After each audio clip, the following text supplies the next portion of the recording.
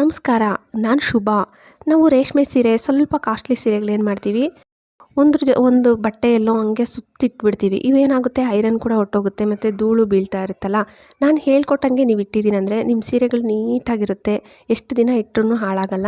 ನೋಡಿ, ಮೊದಲನೇ ಟಿಪ್ಸು, ಸೀರೆನೂ ಕೆಳಗಡೆಯಿಂದ ಫೋಲ್ಡ್ ಮಾಡ್ಕೊಂಡಿದ್ದೀನಿ. ನೀವು ಸೇಮ್ ನಾನು ಫೋಲ್ಡ್ ಮಾಡಿಕೊಂಡು ಲೆಫ್ಟ್ ಆ್ಯಂಡ್ ರೈಟ್ ಎರಡೂ ಸೈಡು ಫೋಲ್ಡ್ ಮಾಡ್ಕೋಬೇಕು. ಮತ್ತು ಮೇಲೆಯಿಂದ ಒಂದು ಟೈಮ್ ಫೋಲ್ಡ್ ಮಾಡಿಕೊಂಡು ಇನ್ನೊಂದು ಟೈಮ್ ಅದರೊಳಗಡೆಗೆ ಈ ಥರ ನೀಟಾಗಿ ಸೇರಿಸ್ಬಿಡಿ. ನೋಡಿ, ಈ ಥರ ನೀಟಾಗಿ ಸೇರಿಸ್ಬಿಟ್ಟು ನೀವು ಇಟ್ಟಿದ್ದೀರಂದರೆ ಅಕಸ್ಮಾತಾಗಿ ಕೈ ಜಾರಿ ಒಂದು ಸೀರೆ ಬಿದ್ದೋದ್ರೂ ಇನ್ನೊಂದು ಸೀರೆ ಓಪನ್ ಆಗಲ್ಲ. ನೋಡಿ, ನೀಟಾಗಿದೆ. ಮತ್ತು ಸೆಕೆಂಡ್ ಟಿಪ್ಸ್ ತೋರಿಸ್ತೀನಿ ನೋಡಿ. ಇದು ಅಷ್ಟೇ ಸೀರೆ ನಾನು ಮಾಮೂಲಿಯಾಗಿ ಹಿಂಗೆ ಫೋಲ್ಡ್ ಮಾಡ್ಕೊತೀರೋ ಹಂಗೆ ಫೋಲ್ಡ್ ಮಾಡಿಕೊಂಡು ನೀವು ಇಡೋವಾಗ ಏನು ಮಾಡಬೇಕಂದ್ರೆ ಇದ್ರ ಒಳಗಡೆಗೆ ಈ ಥರ ಸೇರಿಸ್ಬಿಟ್ಟು ಇಡಬೇಕು. ಒಳಗಡೆಗೆ ನೀಟಾಗಿ ಈ ಥರ ಸೇರಿಸ್ಬಿಟ್ಟು ಇಡೋದ್ರಿಂದ ಏನಾಗುತ್ತೆ, ಸೀರೆ ನಾನು ಮೊದಲೇ ಹೇಳಿದೆ, ಅಕಸ್ಮಾತಾಗಿ ಕೈ ಜಾರಿ ಒಂದು ಸೀರೆ ತೆಗೆದಾಗ ಇನ್ನೊಂದು ಸೀರೆ ಓಪನ್ ಆಗಲ್ಲ, ನೀಟಾಗಿ ಹಿಂಗೆ ಇರುತ್ತೆ. ನೋಡ್ತಾ ಇದ್ದೀರಲ್ಲ, ಚಿಕ್ಕದಾಗಿ ಫೋಲ್ಡ್ ಮಾಡಿದ್ದೀನಿ. ಮೂರನೇ ಸೀರೆನೂ ತೋರಿಸ್ತಾ ಇದ್ದೀನಿ ನೋಡಿ. ಸೇಮ್ ಈ ಥರ ಸೀರೆಗಳೇನಾಗುತ್ತೆ, ಇವಾಗ ಕರೆಕ್ಟಾಗಿ ಈ ಥರ ಫೋಲ್ಡ್ ಮಾಡ್ಕೋಬೇಕು, ಎಲ್ಲ ಈಕ್ವಲ್ ಆಗಿರೋ ಥರ ನೋಡ್ಕೊಳ್ಳಿ. ಇವಾಗ ನೀವು ರೆಗ್ಯುಲರಾಗಿ ಫೋಲ್ಡ್ ಮಾಡೋ ಥರನೇ ಫೋಲ್ಡ್ ಮಾಡ್ಕೋಬೇಕು. ನಾವು ರೆಗ್ಯುಲರಾಗಿ ಈ ಥರನೇ ಅಲ್ಲ ಫೋಲ್ಡ್ ಮಾಡೋದು. ಫೋಲ್ಡ್ ಮಾಡಿಕೊಂಡು ಮೇಲೆಯಿಂದ ಒಂದು ಟೈಮ್ ಫೋಲ್ಡ್ ಮಾಡ್ಕೊಳ್ಳಿ, ಮತ್ತು ಕೆಳಗಡೆಯಿಂದ ಒಂದು ಟೈಮ್, ಮತ್ತು ಇನ್ನೂ ಒಂದು ಟೈಮ್ ಫೋಲ್ಡ್ ಮಾಡಿಕೊಂಡು ಒಳಗಡೆಗೆ ಈ ಥರ ನೀಟಾಗಿ ಸೇರಿಸ್ಬಿಡಿ. ಈ ಥರನೂ ನೀಟಾಗಿರುತ್ತೆ.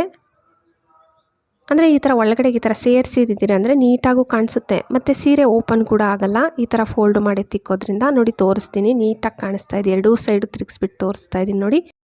ಮತ್ತು 4ನೇ ಟಿಪ್ಸ್ ಇದು. ಸೇಮ್ ನಾವು ರೆಗ್ಯುಲರಾಗಿ ಫೋಲ್ಡ್ ಮಾಡ್ದಂಗೆ ಫೋಲ್ಡ್ ಮಾಡ್ಕೋಬೇಕು. ಆದರೆ ನಿಮ್ಮ ಬ್ಲೌಸ್ನ ಅದರೊಳಗಡೆಗೆ ಇಟ್ಬಿಟ್ಟು ಒಂದು ಸತಿ ಫೋಲ್ಡ್ ಮಾಡಿ ಇನ್ನೊಂದು ಸತಿ ಫೋಲ್ಡ್ ಮಾಡುವಾಗ ಅದರೊಳಗಡೆಗೆ ಸೇರಿಸ್ಬೇಕು. ಇದರೊಳಗಡೆ ನಮ್ಮ ಬ್ಲೌಸ್ ಕೂಡ ಅಕಸ್ಮಾತಾಗಿ ಇವಾಗ ನಮಗೆ ಬ್ಲೌಸ್ ಸಿಕ್ಕಲ್ಲ, ಸ್ಯಾರಿನೇ ಒಂದು ಸೈಡ್ ಇರುತ್ತೆ, ಬ್ಲೌಸು ಒಂದು ಸೈಡ್ ಇರುತ್ತೆ ಅಂದಾಗ ಈ ಥರ ಇಡ್ಬೋದು. ಮತ್ತು ಬ್ಲೌಸು ಮೇಲೆ ಸೀರೆನ ಫೋಲ್ಡ್ ಮಾಡಿಟ್ಟಿದ್ದೀನಿ. ಈ ಬ್ಲೌಸ್ಗೆ ಉಕ್ಸ್ ಹಾಕ್ಕೊಬಿಡಿ.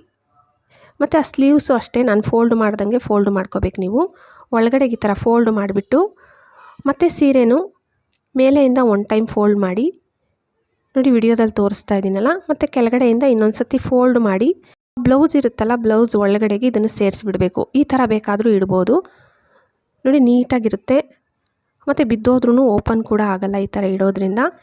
ಈ ಬ್ಯಾಗ್ಸ್ ನಾನು ಮೀಶೋದಲ್ಲಿ ತರಿಸಿದ್ದೆ.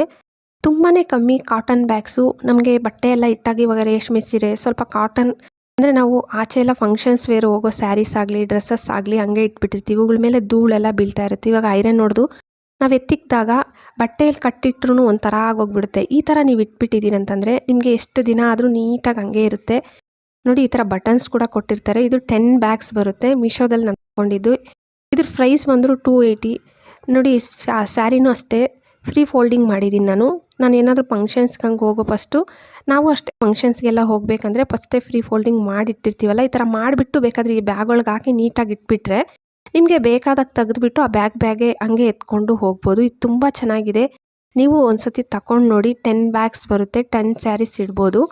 ನೋಡೋಕ್ಕೂ ಚೆನ್ನಾಗಿರುತ್ತೆ, ಮತ್ತು ಸ್ಯಾರೀಸ್ ಕೂಡ ಬೇಗ ಗಲೀಜು ಕೂಡ ಆಗಲ್ಲ ಈ ಥರ ಇಡೋದ್ರಿಂದ. ನೋಡಿ, ನಾನು ನೀಟಾಗಿ ಒಂದು 10 ಸೀರೆಗಳು ಇಟ್ಬಿಟ್ಟು ನಿಮಗೆ ತೋರಿಸ್ತಾ ಇದ್ದೀನಿ. ಈ ಥರ ಇಡೋವಾಗ ನೀವು ನಿಮ್ಮ ಸ್ಯಾರಿ ಪಿಟಿಕೋಟು, ಸ್ಯಾರಿ ಬ್ಲೌಸ್ ಎಲ್ಲ ಒಂದೇ ಜೊತೆ ಕೂಡ ಇಟ್ಬಿಡ್ಬೋದು, ಇಲ್ಲ ಡ್ರೆಸ್ಸಸ್ ಕೂಡ ಇಟ್ಕೋಬೋದು. ತುಂಬ ಚೆನ್ನಾಗಿದೆ. ಬೇಕಾದರೆ ನೋಡಿ ಒಂದು ಸತಿ ತಗೊಂಡು.